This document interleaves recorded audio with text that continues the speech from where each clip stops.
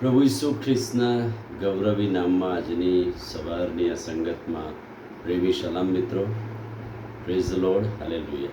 પ્રભુનો આભાર માનીએ છીએ કે પ્રભુના ખાતરીદાયક વચનો, પ્રભુએ જે દાવો કર્યો છે એમાંથી આપણે શીખીએ છીએ. અને યોહાનની સુવાર્તાના 15મા અધ્યાયમાંથી કેટલાક વચનો આપણે જોઈએ છે. અને તો એ છે, પ્રભુ કહે છે કે હું ખરો દ્રાક્ષ વેલો છું. પણ યોહાનની સુવાર્તા 14મો અધ્યાય 31મું વચન તમે જોજો. પ્રભુ શિષ્યોને કહે છે કે ઉઠો, હવે આપણે અહીંયાથી જઈએ છીએ. એટલે કે પ્રભુ અને એનું ટોળું કે શિષ્યો એ ઉઠીને જાય છે, ચાલે છે અને દ્રાક્ષવાડીઓની અંદર થઈને જાય છે. આજુબાજુ બધી દ્રાક્ષની વાડીઓની સિઝન હતી અને એટલે પ્રભુ જુદા જુદા કુદરતી બાબતોનો ઉપયોગ કરીને, દ્રષ્ટાંતો આપીને અથવા તો કુદરતી બાબતોને જોઈને પણ શિક્ષણ આપતા હતા.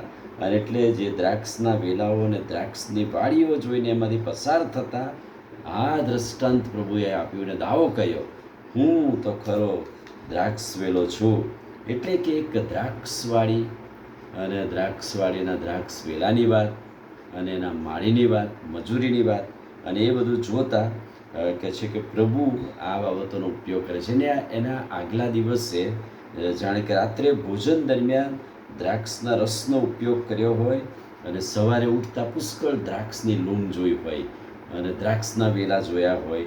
એટલે ચોક્કસ એ વાત પ્રભુને યાદ આવે ને એ સમજૂતી આપીને પ્રભુ જણાવવા માગે છે કે જે દ્રાક્ષ વેલો, ડાળીઓ, માળી અને ફળનો જે સંબંધ છે એ સંબંધ ખ્રિસ્ત અને ખ્રિસ્તી વચ્ચેનો છે. અને એટલે જો તમે ગીતશાસ્ત્ર 80મો અધ્યાય અને 8મા વચનથી જોજો, મિસ્રમાંથી દ્રાક્ષવેલો લાવીને તેને રોપ્યો. પ્રભુનું વચન કહે છે, મેં તેના માટે જગ્યા તૈયાર કરી, તેમાંથી જળ લાગી, વેલા નીકળ્યા, ડાળીઓ વધી, સમુદ્ર અને સૂર્ય સુધી વધી. અને કહે છે કે તેની ચારે બાજુ મેં વાડ કરી હતી. એટલે કે સલામતી આપી હતી. દ્રાક્ષ કુંડમાં દ્રાક્ષ રોપ્યો, મહેનત કરી અને કહે છે કે એની ચારે બાજુ વાડ કરી. કેમ કે જોખમ, વટેમાર્ગુઓ, વરુઓ ઘૂસી જાય એવી શક્યતા હતી. ડુક્કર અને જંગલી જનાવર નુકસાન ના કરે માટે કહે છે કે જે દ્રાક્ષ મેં રોપી, જે વેલો મેં રોપ્યો, તેની ચારેય બાજુ વાડ કરવામાં આવી છે. અને એટલે જ અહીંયા યોહાનની સુવાર્તાના 15મા અધ્યાયમાં પ્રભુ એ જ બતાવવા માંગે છે કે પ્રભુએ રોપ્યું છે, પ્રભુએ તેને બળવાન કર્યું છે અને પ્રભુ તેનું રક્ષણ કરે છે. પણ નકામી ડાળીઓને કાપી નાખે છે અને બાળી નાખે છે.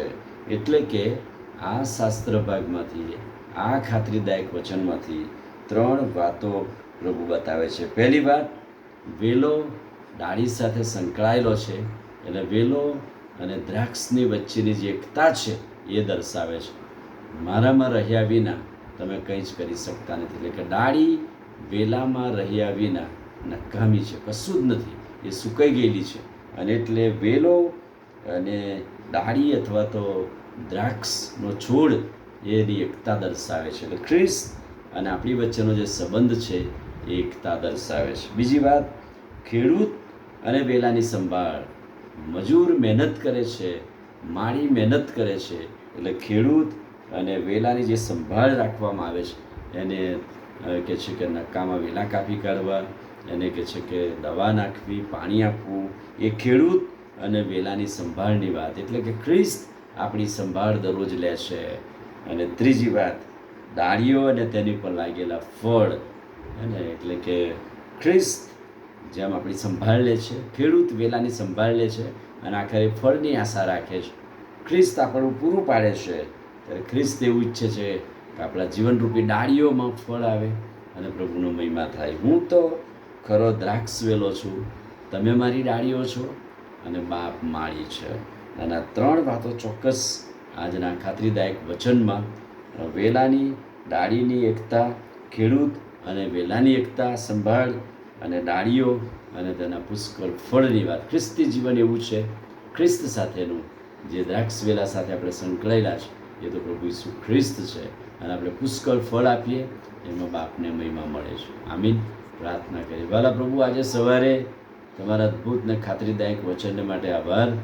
અને તમે દ્રાક્ષ વેલો છો, અમે ડાળીઓ છો અને બાપ માણી છે. તમે મારી સંભાળ લો છો.